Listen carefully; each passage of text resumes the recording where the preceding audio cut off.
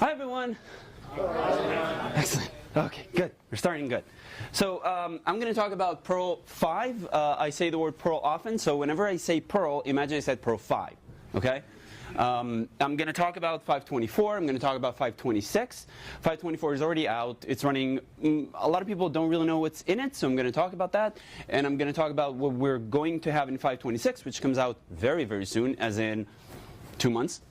And then I'm going to talk about what might happen in future versions. And I'm going to mention a lot of things that are history, policy, ideas, and hopefully give you kind of the tone that we're trying to get in Perl nowadays. And I think it's very, very crucial and important to hear the way we see it. So let's start with basics. I was told I always need to start with, like, who are you? Because, like, a lot of you don't know, and that's a good thing, but now you do. So I'm Sawyer X. You can call me Sawyer. That's the easiest way. And I do a lot of Perl. I enjoy it very much. I write in various languages. Perl is my favorite. I have a lot of fun with it. Luckily enough, I work at a company that actually pays me to do it. That's even better.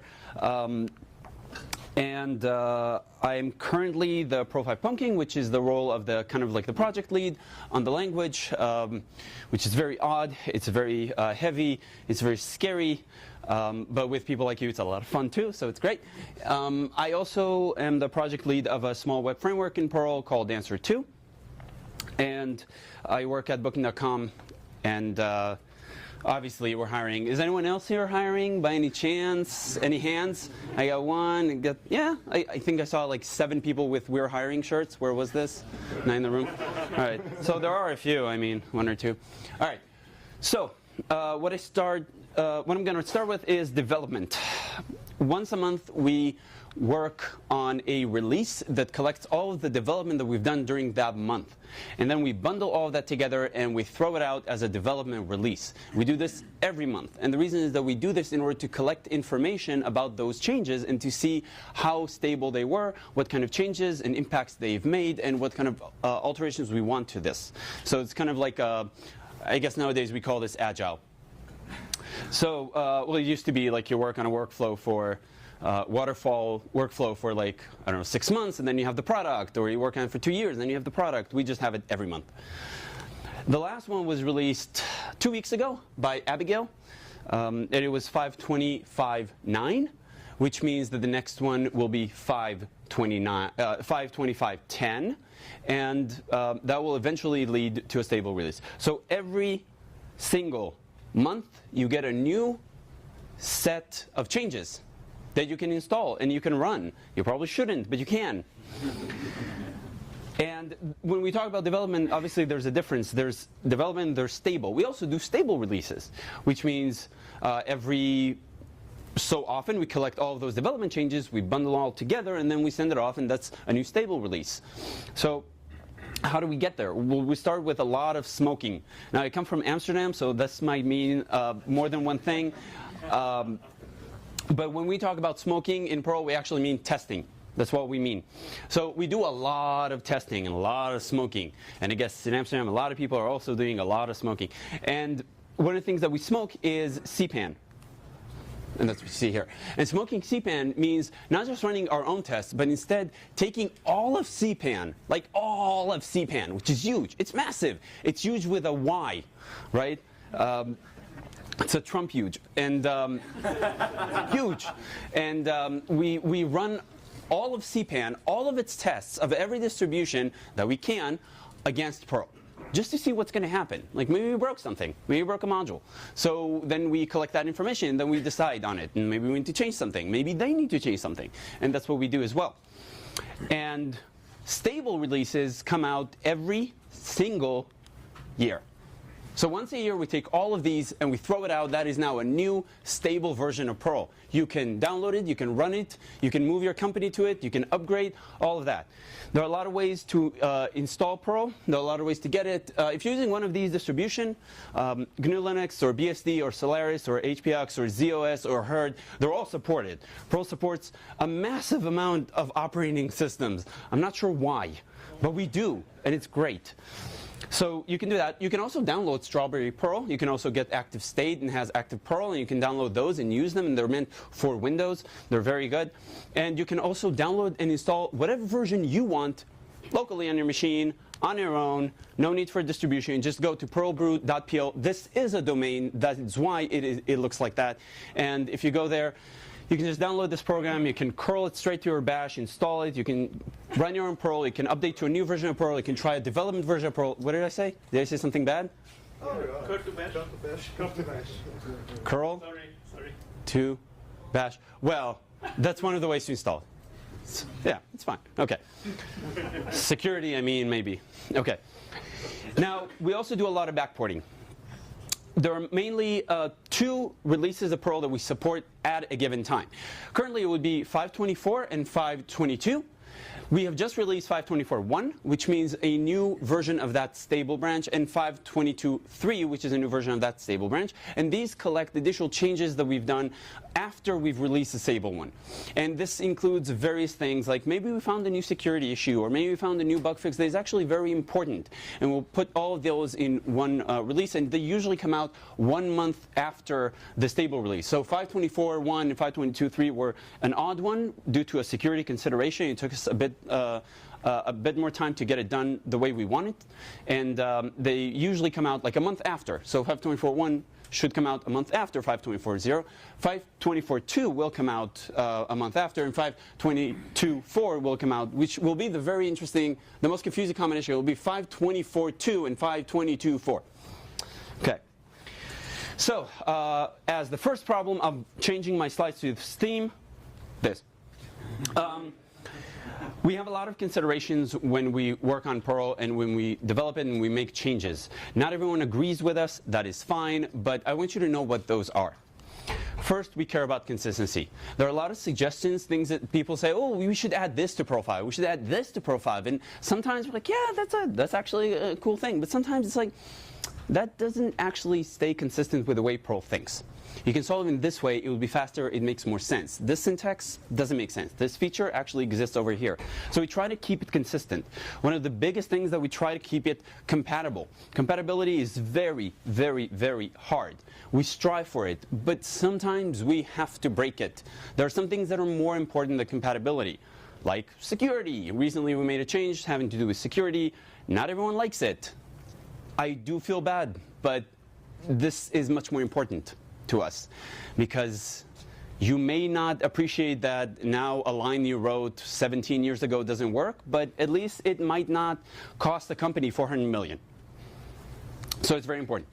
We try to limit the breakage that we cause, so to have as little as possible, but that is actually not our prime most goal. Our prime goal is to move the target, move the language forward. We want to improve, we want to fix, we want to optimize, we want to make it a language you keep using in the future, not just one that once you had it there, it won't ever change, so nothing will break. So we try to do this while we limit breakage. Doesn't mean it won't happen, but we will be there when it does. So I keep using the word changes. What does it actually mean? Okay, let's talk about some changes. I wanted to talk about 5.24, 5.26. So there are a bunch of stuff that happened up until 5.24. Not everyone knows about them. I really, really like them. I wish I could talk about them, and I can't, because this talk is about 5.24 and about 5.26. So here are a list of things that I'm not going to talk about. First, I'm not going to talk about Unicode strings. And what Unicode strings does is a new pragma. New, not really, because it exists before 5.24 and was improved over time, but basically what it does is add full support of the Unicode semantics to all of the string operations and regex operations, which is very, very useful if you use Unicode, which is nowadays almost everyone. We have custom ops. I'm not going to talk about custom ops. What they allow you to do, which is a shame I couldn't talk about them, is to actually introduce new operations into the op tree, which is really, really wild and fast and interesting. There are also pluggable keywords that allow you to introduce parsing into Perl that you write in Perl, which then Perl will parse using your Perl code in order to run the Perl program. That's kind of cool, right? Okay, we can do this. There's current sub. I like current sub. Stephen mentioned in the previous talk. This is an example of a very simple tree printer. Goes over one node and then goes over the other node. You can write it in different ways, but this is the naive implementation. Simple. what if we want to make it purely functional? We just play with functions. The problem here, well, as a callback, is that you can clearly see. Does anyone spot the problem? I think where's. Yeah, I had Paul Evans point out the memory leaks last time I used this. Yeah, it closes over a variable that doesn't exist yet, because it's still defining it, so that won't work. Okay, so what we can do is define that variable, and then we can close over it, except this creates a closure in a memory leak. So that's probably not that good either. There are ways to avoid memory leaks using ref counting, so we can just break the ref count. Not a problem.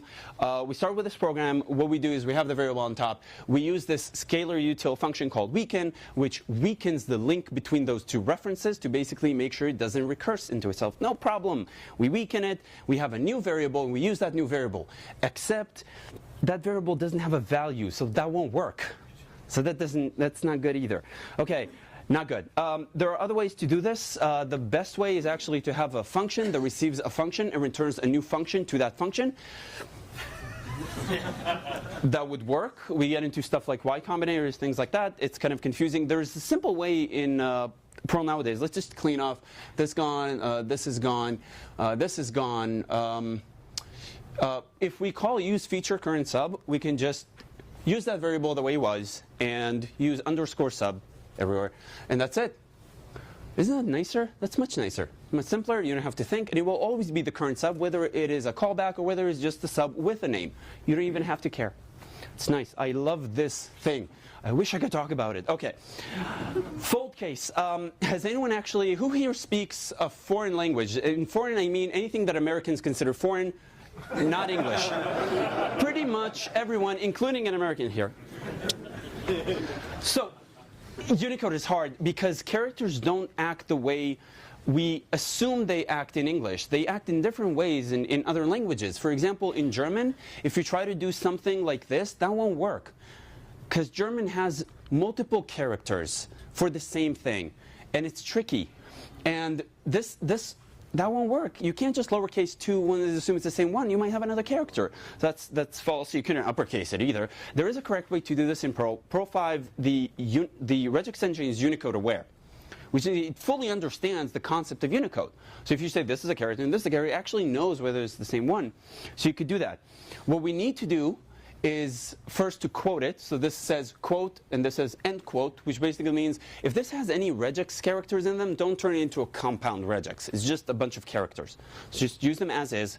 And then we also have to anchor them, and the anchors are actually different, so it's confusing. And at the end, this is the trick, the case insensitive. So uppercase, lowercase, I don't care. But you can remove all of these, and instead you can use FC. FC is fold case, and what fold case does is fold it in a way that is Unicode case insensitive. It's fantastic. Can't talk about it. Okay. Surprisingly enough, it was written by a guy named FC. He stands for Father Chrysostomos, but everyone calls him FC because no one really has the effort of saying Chrysostomos. Okay. Regex set operations, that's already in Perl. That's before 524. You could do stuff like that. This is asking for a digit of either a Thai or Laotian script.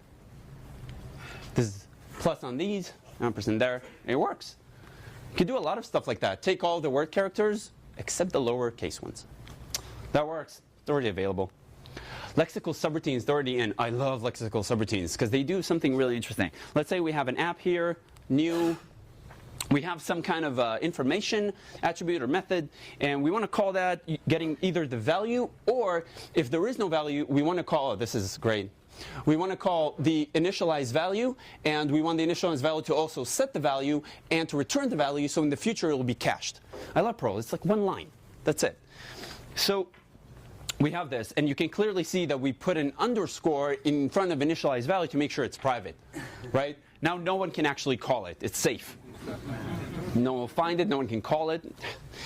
But now what we can do is put a my in front of it. It's a lexical sub. Now no one can call it. It's very nice. It's very cool. People wanted this for a very long time. We have it. And a lot of people are like, oh, really? Yeah.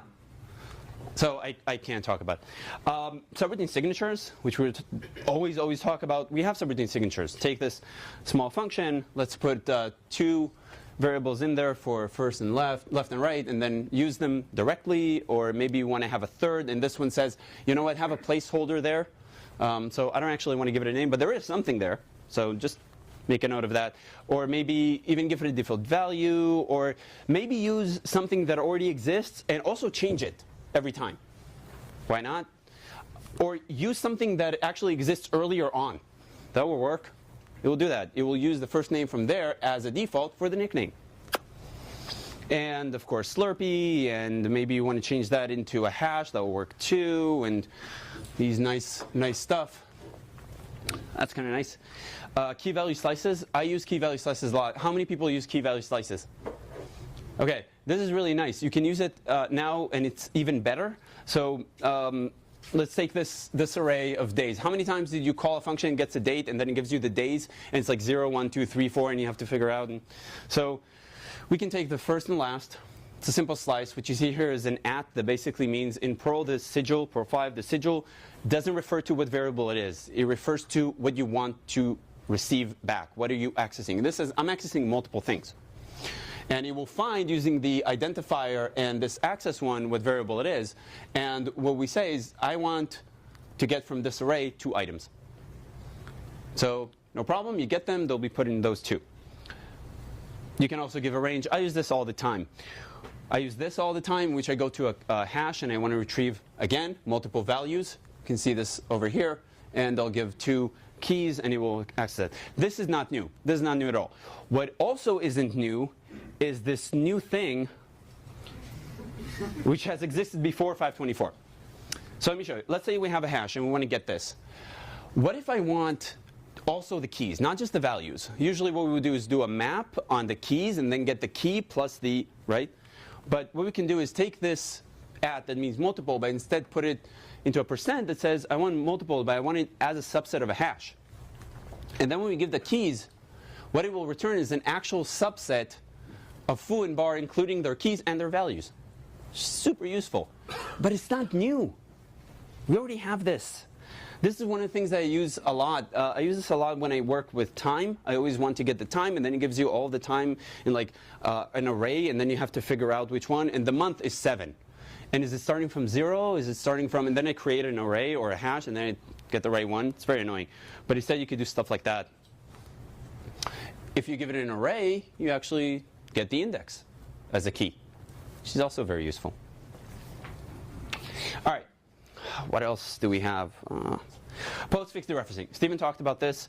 Not new. Not a lot of people using it. I'm going to give you a few examples. If we have an array ref, we can dereference this way. I personally prefer dereferencing instead of just 2 sigils together. It's very confusing. I prefer to put braces on it to basically say the array that this points to.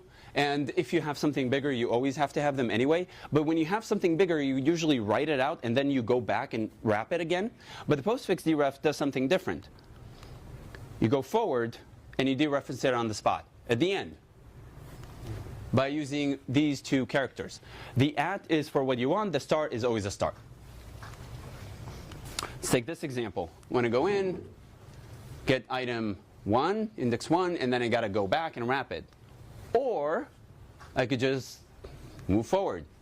1 and arrow and at star. This is great. At first it looks really weird, but then you start using it and you don't want to give it up. So it's great. Another example, I like this. I always do this. I can just continue, move forward. It's great. Okay.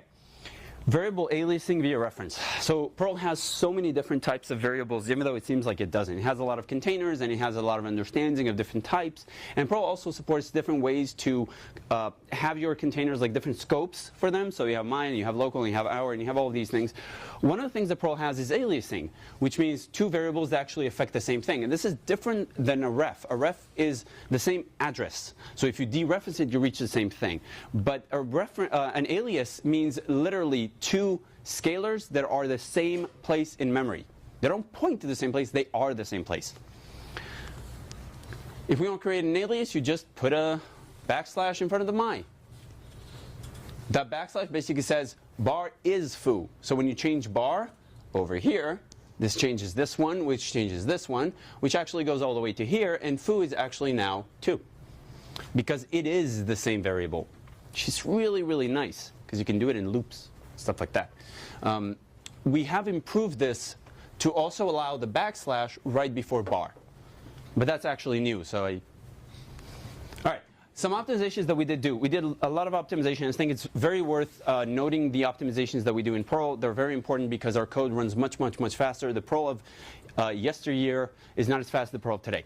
So integer allocations, they're all faster. They're all faster by about 13%. The guy who worked on it is actually right over there, so way to go, Eric.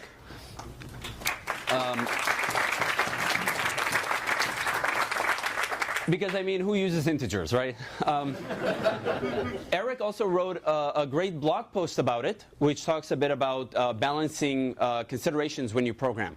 And it's available at blogbooking.com. So he also works at booking.com. He wrote a blog post about it. I really recommend it. We have a regex optimizer. It looks at your regex and try to optimize it. We have copy and write. Strict regular expression syntax. It's kind of cool. The multi-deref op is one of my favorite things because we often use structures that they're not flat. They have a lot of depth in them. And the multi-deref op actually avoids a lot of the problems with this when it comes to speed. I'm going to give you an example. Let's say that we have a C variable. And that C, at the bottom of it, we have a hole. And at the bottom of the hole, there's a log. And there's a branch on the log at the bottom, in the hole in the bottom of the C, and on the, what is it? Branch, at the edge of a branch, I don't even remember the thing, and there's a frog there, and the frog has a tail, and on the tail there's a speck, and the speck there's a fleck, which goes back to this poem of there's a fleck on the speck, on the tail, and the frog, and the bump, and the branch, and the log, in the hole in the bottom of the C. In Perl, if Perl had to actually compile this, and Perl does compile it, it looks like this. Now this is a lot, and there is some cruft in it, so I'm going to clean it up. This is clean. Thank you for noticing. It's that starting, stopping, whatever.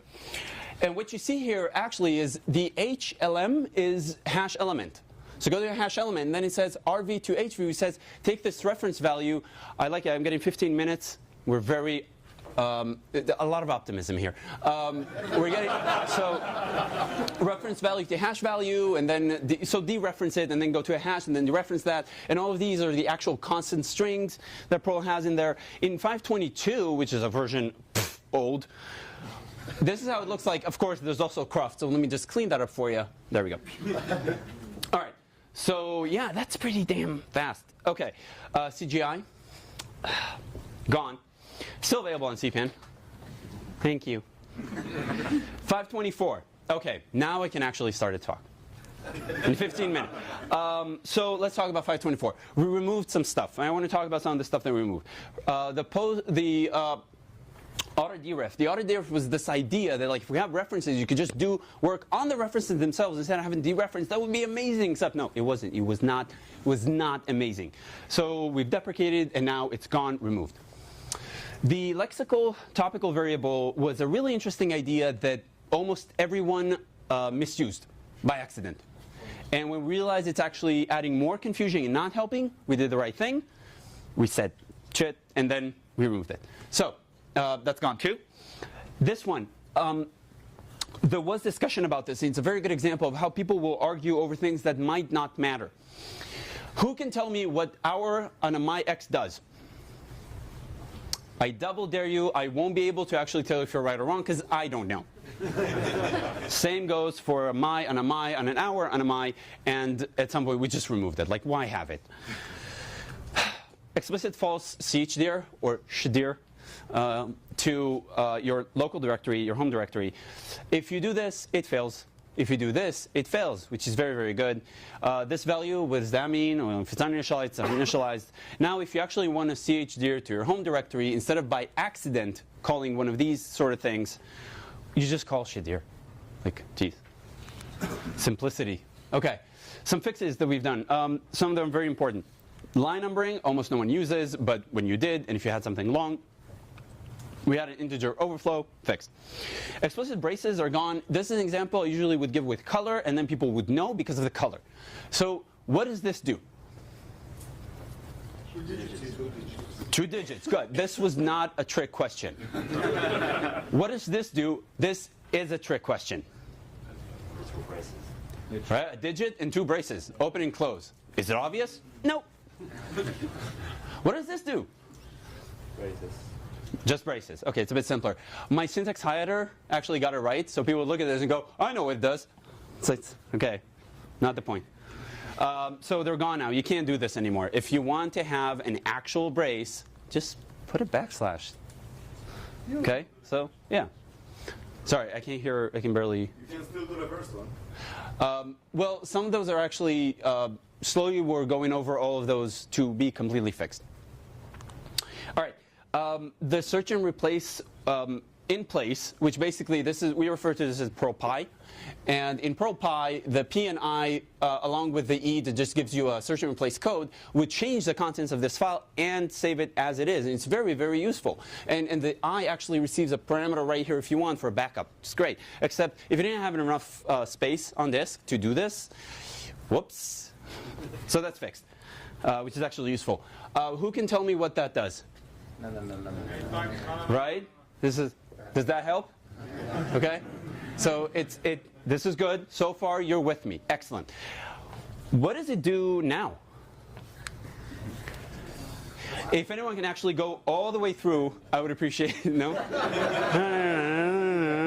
It's like 2 hours. So previously, this was segfault, just crash. Instead, now I'm going to use a phrase that Ricardo Signes, the previous pumpkin, really liked. Instead, now Perl is just going to use all of your memory and die. Which is the right thing to do if you don't have enough. Shouldn't no so long. All right. So gone. Some optimizations within 524. Now all of these are actually in. All of this is in. You already have it for like almost a year now. So okay, simple arithmetics are faster. When you do addition, subtraction, multiplication, all these they're much faster now, like much faster, which is great. We reworked the entire context stack, which doesn't mean anything to you unless we broke your stuff. But what it means to everyone else is what we refer to as cheaper subroutine calls, which actually means faster subroutine calls, which means, do you use subroutines? Wouldn't you like them to be like 30% faster? They are. So 30% faster as far as I remember. If you do any string matching in regular expression and they are fixed, then they're much faster nowadays, which apparently this is how I have to write emails to get people to read them. This is a true example. Some features that we already have. Postfix deref that you saw, that's it. It's in. It's not experimental. It's in. You can use it. It's good. We restored Amiga OS support. Thank you. Now you realize that when I said, like, no, seriously, it's supported in a lot of platforms, you know what I mean. And someone was like, this breaks now. And we're like, oh. All right, let's fix it. And it wasn't that big, but we fixed it. Unicode 8, it's already in. It's already used. Unicode 9 came out after we finished with 524, and it takes a while until 526 is out. So 526 already has Unicode now. It's kind of a surprise. But 8 is already in. Some stuff that 8 provided is a lot of stuff. To most of us, this doesn't mean a lot. But there are various people who either research these languages or speak these languages, and now they can all use it natively, properly, and not just pictures and images and stuff like that. It's very important. I want to give you an example of what you can do in Perl with Unicode. It's really, really nice. So if we use 524, some char names, we take a zero with joiner, which allows us to create emojis that are combined from different symbols. And what we can do is, this is a concatenation of a heavy black heart, which is just a type of heart, with a variation selector 16. Does anyone know what variation selector 16 is? Emoji representation. Nice, Paul. It's a bunch of characters put together into words. No, it's a color red. So this makes a red heart, right? By just concatenating the color and the red. And the heart image. And then we can take characters, and we can take additional characters, and we can just use, encode just to ask the terminal to use UTF-8. And then we can just combine them with the zero with joiner and to create this image. And I would have shown you from the terminal, but Perl is more up-to-date than my terminal. So that will work. And then I tried to use my browser, and none of my browsers are as up-to-date as this like dead language. It's like, come on, Firefox, get with the program. Okay. So the diversity system in Unicode is actually already in. So the kind of stuff that I showed with the colors, you can do this with skin tones using the Fitzpatrick skin tone scheme, which allows you to represent people as who they are in their own flesh, so to speak, rather than like an ambiguous color, which is very, very important. It's the same for gender and stuff like that. These are really actual things that impact people, but for most of us, we kind of fit that, so we don't really care. But for a lot of people, it does fit, for most of us in programming, I guess. So if we take those modifier colors, the Fitzpatrick ones that are recognized, and we can just connect them together. This is from a book on a relationship that could not exist before at the time that these women existed, and we can just create these nice, really nice things. So, okay. Stuff in 5.26. I'm sort of reaching the end. Not really. 5.26 is coming out very, very soon. It's coming out in April. So you already have it very, very soon. What kind of stuff do we have in it? We have a bunch of fixes. Here are some. POSIX temp name, gone. If you want, use file temp, which you should have. If you're using this variable for encoding, don't. It's bad. If you want to anyway, don't. But if you really, really want to, you can use either filter encoding or encoding PM has a filter. So use those or just don't.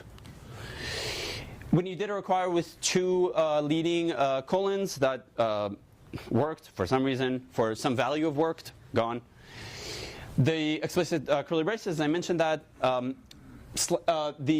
XX, so you could put two X's, that's gone. And this doesn't crash anymore. If you hadn't typed globs that were star, colon, colon, colon, colon, colon, colon, you're safe now. More stuff. We accidentally broke this in 5.18, so it was fixed. We're sorry. And we're also discussing the concept of script runs. Is anyone familiar with the concept of security attacks on script runs in Unicode? So it's kind of like this crazy thing. We're thinking of actually changing this and fixing it and allowing someone to have a Unicode check, regex check for Unicode characters from the same script run, which is really interesting. It's not a problem in a language. It's just a problem that you could, like mistakes that you can make. And this tries to help you with it. And we've removed Usenet from the documentation because it, geez. OK. Some optimization we did. Bare word constant strings are now constant folded. Doesn't mean a lot other than it's faster. Signature subroutines have been optimized. They are now as fast as not having them, which is already a good reason to use them. In the future version, they will be even more optimized. In the future, we're hoping that subroutine signatures would be faster than not using subroutine signatures, which would be a very good reason to tell your boss that I just have to use this really sweet syntax because it's faster, not because I want to. I don't. It's just faster. And some optimizations for locales in UNIFI 8, if possible. Some stuff in Unicode 9, avocado. OK, but other than avocado, because there's whiskey. And it was like, oh my God, there's whiskey. I'm like, no, avocado.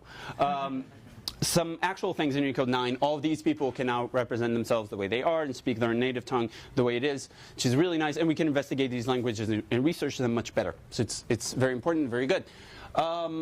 Some additional features other than Unicode 9. Syntax improvement to ref aliasing. I mentioned that. The backslash goes after the my. We recognize version control markers. GCC does. Why shouldn't we? Unicode now uses script extensions by default. It's more accurate.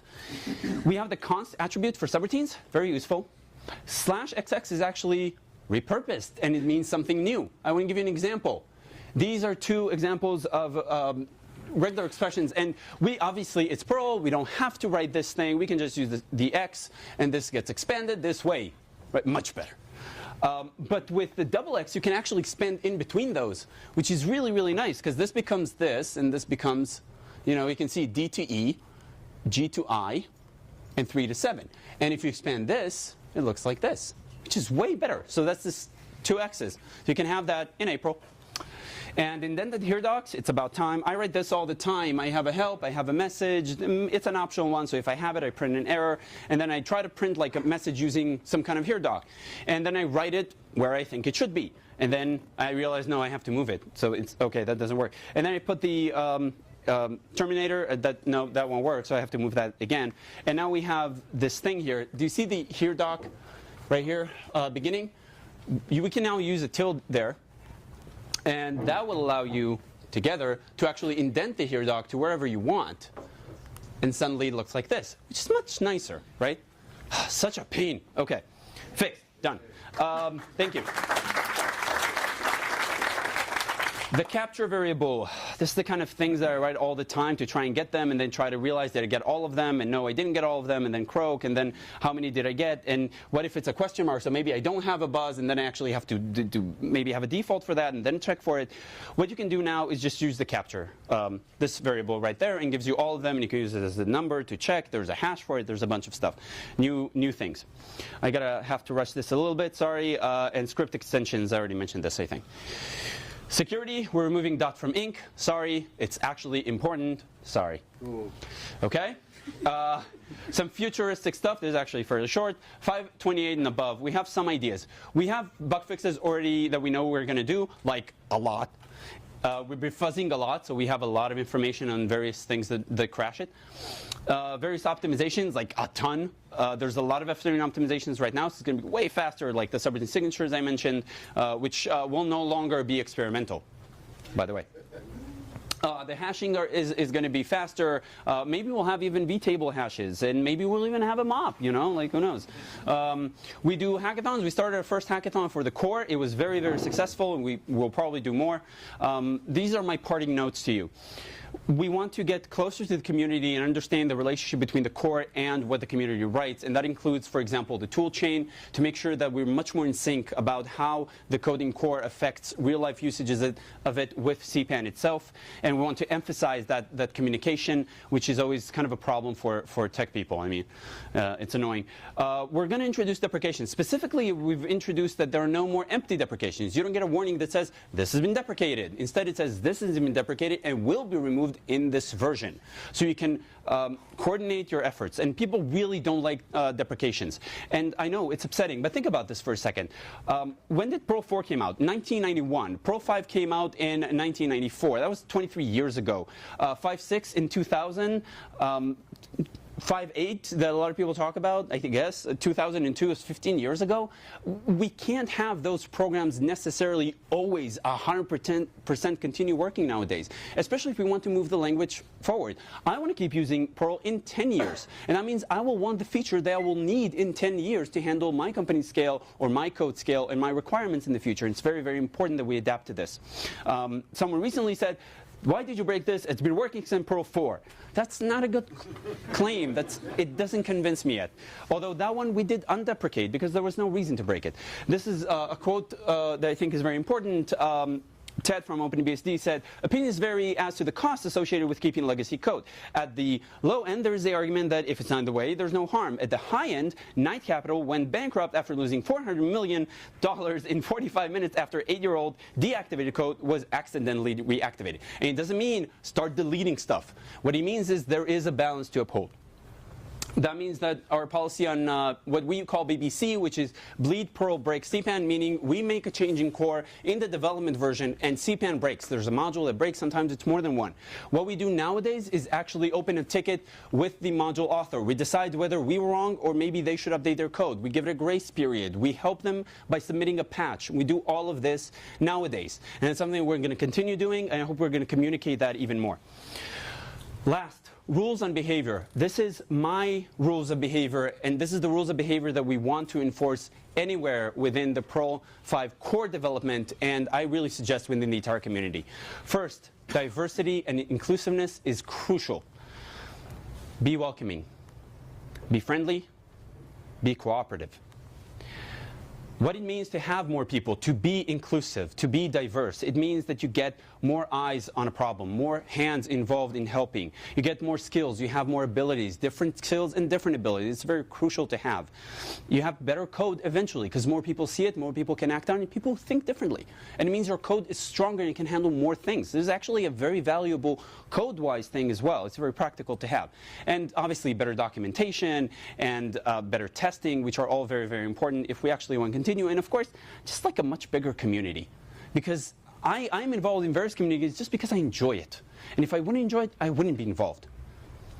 So if we want to have an even bigger one, we should be like the most fun community ever. And we can be. On the upside, abuse is not helpful. Ever. Ever, ever, ever, ever. No one ever said, man, I'm happy I made that person feel really bad about themselves. Ever. You have to be a vindictive, horrible person to enjoy that. That's the kind of behavior we don't accept anymore. And we shouldn't ever. Wendy just said, why be nasty? Like, why? And bitterness begets bitterness. So code, as difficult as it is for me, and code is sometimes very difficult for me, bitterness is harder. Because I can deal with hard code. It's like, it's just hard. If I get help, I might be able to resolve it. But if someone's bitter, it attacks your very being. Just let it go. A really good sentence, the best way to predict the future is to create it. Go to Pro 5 Porter's. It's a mailing list. You can join. You can hear what's going on. You can talk to us. You can also read the summaries at all of these places. I try to summarize every single week what was going on, what tickets we have, new, old, fixed, discussions we've had. And I think this is the last sentence I have. Let's make each other proud. Someone said it somewhere to someone else, probably. Or better yet, be excellent to each other by Abraham Lincoln. Of course, from the Bill and Ted movie, but, you know, still works, right?